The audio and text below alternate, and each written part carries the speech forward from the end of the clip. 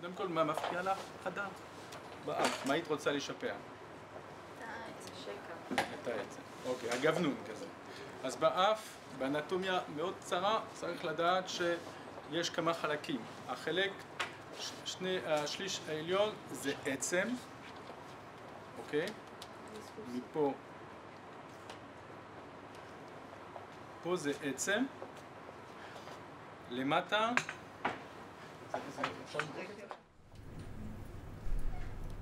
בדיוק ככה, אצלה, ויש אותו דבר בצד השני.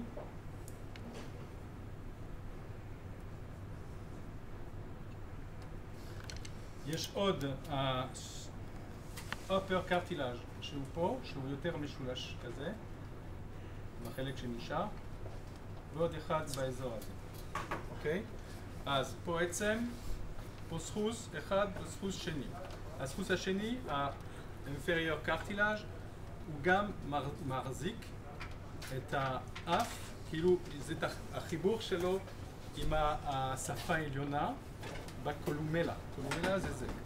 כשאנחנו מסתכלים על האף, אנחנו צריכים לקחת בחשבון איך את הצורה שלו, לפי העצם ולפי הסחוס, ולהסתכל על 3 זוויות שיש באף. את החיבור בין לאף למצח, איך הזווית, פתוח או לא פתוח, האם יש המשך למצח לאף, זה משהו מאוד חשוב, אנחנו רוצים לטפל רק דרך הזרקות, ופה יש לנו מצב בסדר. אם היה לנו אף יווני שהוא מתחיל כבר מהמצח, אז צריך, זה דבר הראשון. דבר שני, צריך לראות, להסתכל על החיבור שיש בין לעצם לסחוס. לפעמים יש לנו פה שקע, שקע בין לסחוס לעצם, זה סופרטיפ, ואם יש שקע אפשר גם לעשות איזה מילוי באזור.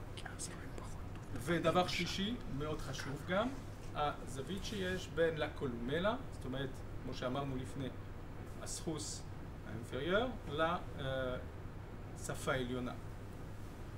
והזווית הזו יכולה קצת לעזור לנו אם יש לנו קצת מראה של נפילה של האף. אז ככה, אם הייתי צריך לעשות ניתוח, אז הייתי מוריד את הגוונון, הייתי קצת מקצר את הסחוס באזור של הטייפ, והייתי מרים קצת את האף, לא סולד, אבל כמה מילימטרים, כדי לקבל אף יפה, והייתי משאיר, מאוד חשוב, הייתי משאיר את הזווית הזאת, זאת אומרת את ההתחלה של האף לא במצח, אלא יותר באזור של הקונטוס, זאת אומרת בעיניים. אבל עכשיו, אם לא עושים ניתוח, אז איך אפשר לשפר מצב שלה? אז גם צריך להסתכל מה האלסטיות שלה. אם זה מספיק אלסטי, אנחנו יודעים שהחומר שנשים בפנים, הוא יתקבל כמו שצריך. אם פה יש התבדקויות בגלל או שהיא עברה כבר ניתוח, או שבגלל האור פחות אלסטי, אז יהיה יותר קשה. יותר קשה לטפל באזור יותר למטה, בגלל יש חיבור בין לאור לסחוס יותר הדוק, אוקיי? וקשה לעשות הזרקה, אבל עושים, וקשה לעשות הזרקה. אל תדאגי, זה כלום. הרדמה. אפשר לעשות הרדמה אם היינו עושים איזה טיפול מאוד ארוך של האף, היינו עושים הרדמה של השורשים. סוז אורביקולרי שזה מרדים את כל האזור הזה וקצת את האף.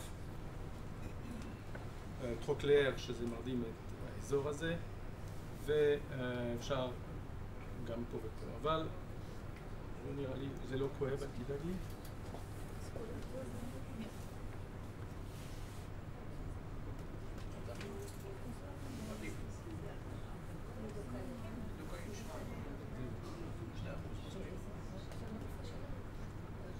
זה 1 או 2%? 2%.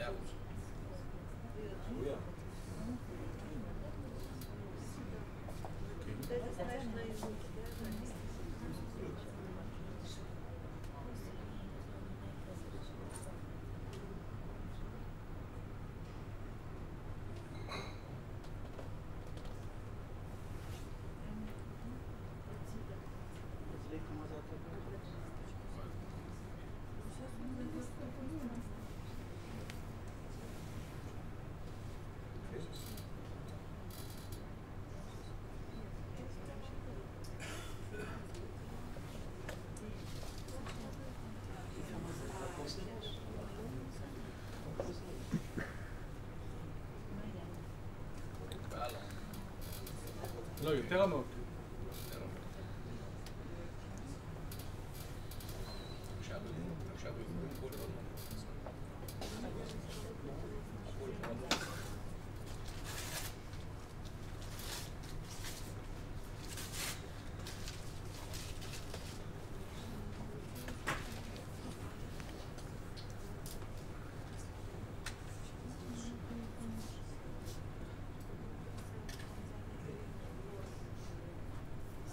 יש אפשרות לעשות את ההרדמה בפנים בתוך הפה, מתחת לאף? כן. שאלה רופאת השיניים. לא, מתחת. בתוך הפה. כן, כן, פה. רופאי שיניים. אני לא עושה כל ההרדמות פה בגלל אני רוצה ש... אבל אני לא עושה, בסדר? אפשר מפה להכניס פה, וגם להרים עדיין אורביקולרי מבפנים, אבל עדיין... באיזה חומר אתה משתמש? פה זה פרלן. סליחה? פרלן. פרלן. פרלן. באיזה סמיכות? פרלן זה פרלן, אין לזה סמיכות. פרלן זה פרלן.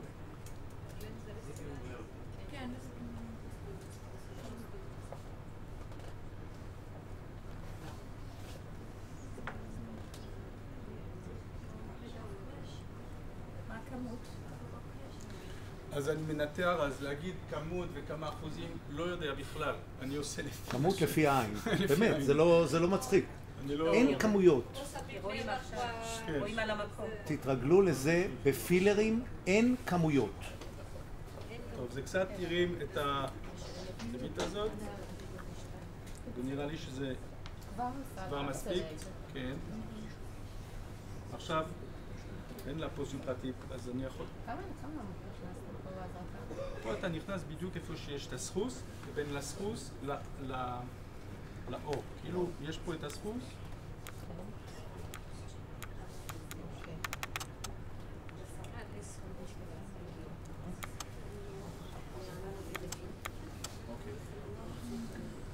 דבר שני, אמרנו, את החיבור בין הסחוס לעצם, לא צריך הרבה.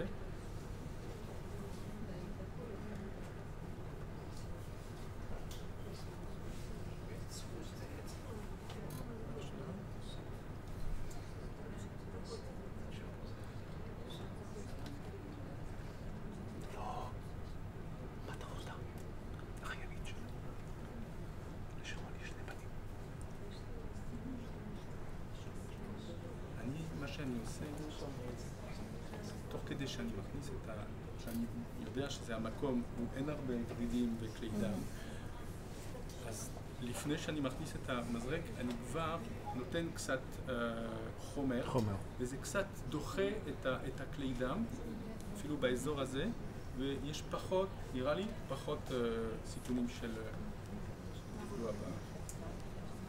אוקיי? אז פה אני ממשיך.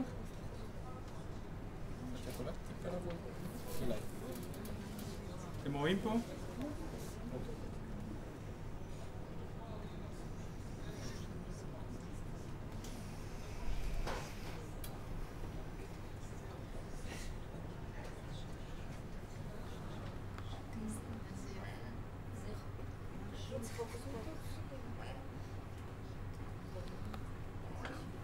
לפעמים מתאמן קצת, אבל לא פה. ועושים כמו פסטלינה, ככה אומרים?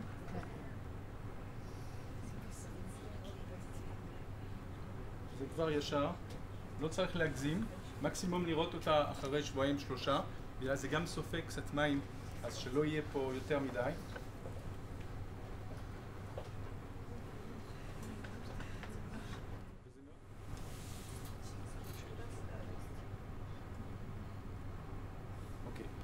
אבל, לפי, טוב, מנתח,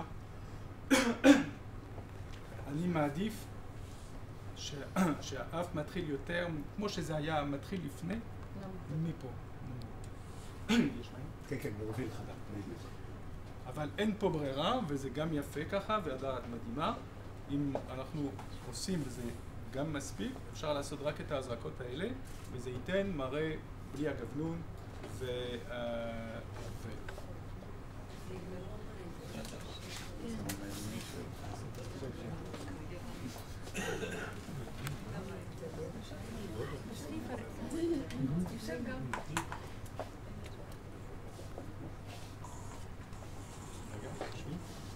צריך להסתכל. תשבי גם מולו, תשבי מולו. עכשיו מולו.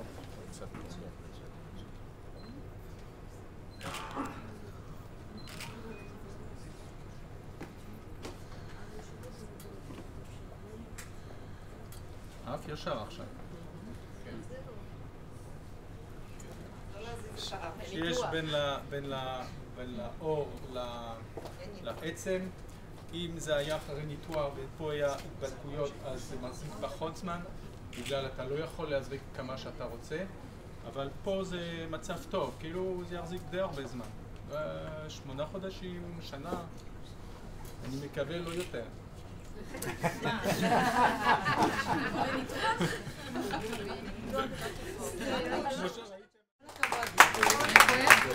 אפשר עדיין בתוך ה... כמה?